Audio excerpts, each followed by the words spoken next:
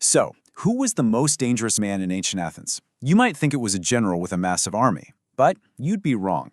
He was actually a philosopher, a guy who never wrote a single book, but whose ideas shaped the entire course of Western thought.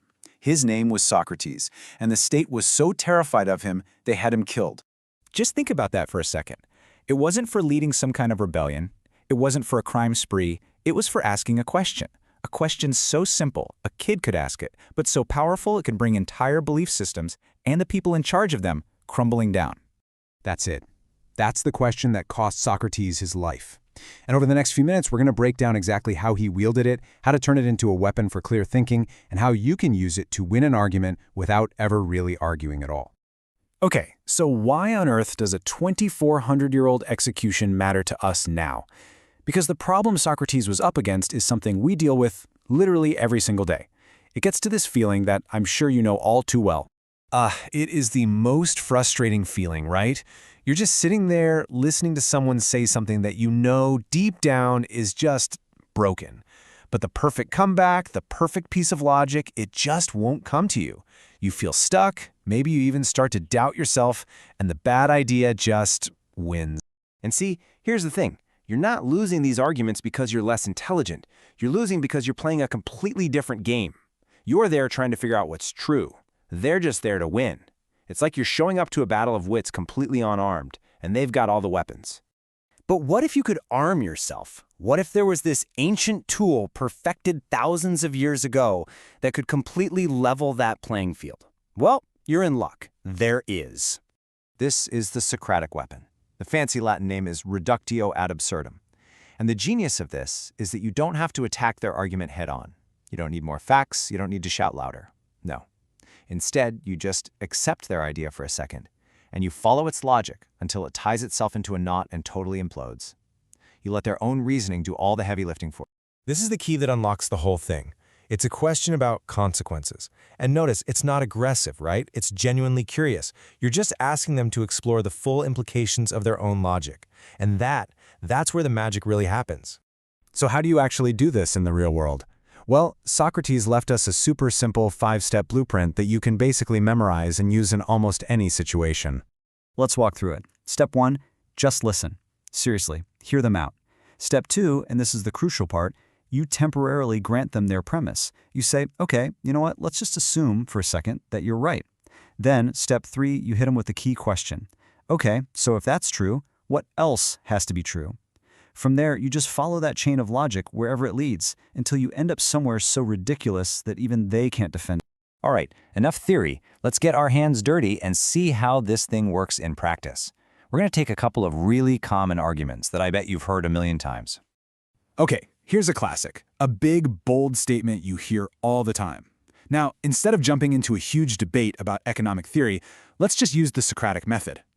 Okay, let's say that's true. And boom, there's the collapse. Their own logic forces them into a corner where they either have to abandon their absolute statement or defend doing nothing while children die.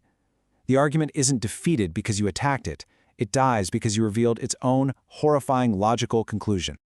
Here's another one, right? Especially with all the debates around privacy and tech, it sounds so reasonable on the surface. Yeah, that makes sense. But let's apply the method. Let's follow the logic. See? All of a sudden, it's not some abstract principle anymore, is it? By following the logic to its personal and, absurd conclusion, you instantly expose the flaw. The goal isn't to make them look stupid. It's to show that the principle itself, when you actually apply it, just doesn't hold up. The argument implodes under the weight of its own implications. Now, this tool is amazing for taking apart other people's bad arguments, but its most powerful, its most important use, that's when you turn it on yourself. Because let's be real, if you can't spot broken logic in other people, you have zero chance, of spotting it in your own thinking. You'll fall for terrible ideas, you'll make bad decisions, and you'll confidently march toward disaster, totally oblivious to the fact that your own reasoning is broken. So this isn't just about winning debates, it's about not fooling yourself. And this is really the ultimate prize. When you learn how to stress test ideas, not just others, but your own, you stop being just a passive consumer of information. You become an active critical thinker. You become intellectually bulletproof. This is the question you have to start asking yourself. Before you lock in a belief, before you support a new policy, before you make a big life decision, ask, okay, if I'm right about this, where does it actually lead? Follow your own logic to the very end. If you land somewhere absurd, drop the idea before it hurts you. But if it holds up, then you can move forward with real, earned confidence. Okay, as we wrap this up, there are two huge, kind of liberating truths that just naturally fall out of this whole Socratic way of thinking. Getting these can totally change how you look at knowledge and arguments. The first truth is a massive relief because it frees you from this impossible burden you probably think you have. This is so freeing. You don't have to be a world-renowned expert to call out a bad argument, right? Like, you don't need a PhD in climatology to see that the logic in, hey, it's cold today, so global warming is a hoax, is completely flawed.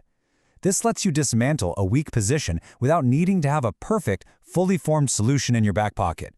Your job is just to test for soundness, not to have all the answers. And the second truth, well, it feels like a paradox, but it is the absolute key to real intellectual growth. This is the big mindset shift. Someone who gets super defensive when you question their ideas isn't confident, they're fragile. Truly smart people want you to stress test their ideas. Why? Because they would much rather be proven wrong in a simple conversation than be proven wrong by reality, where the stakes are way higher. When someone destroys one of your bad ideas, they didn't beat you. They just saved you from the consequences of believing a lie. They gave you a gift. And this brings us right back to where we started. For Socrates, this was the whole point of being alive, to constantly examine our beliefs, to question everything, and to just try to get a little bit closer to what's true. That's what this is all about. So now you have the weapon that made Socrates the most dangerous man in Athens. Use it to challenge the arguments you hear out in the world, for sure. But more importantly, use it to challenge yourself. Ask the question, over and over again, are you sure about that? Because the answers you find, they might just change everything.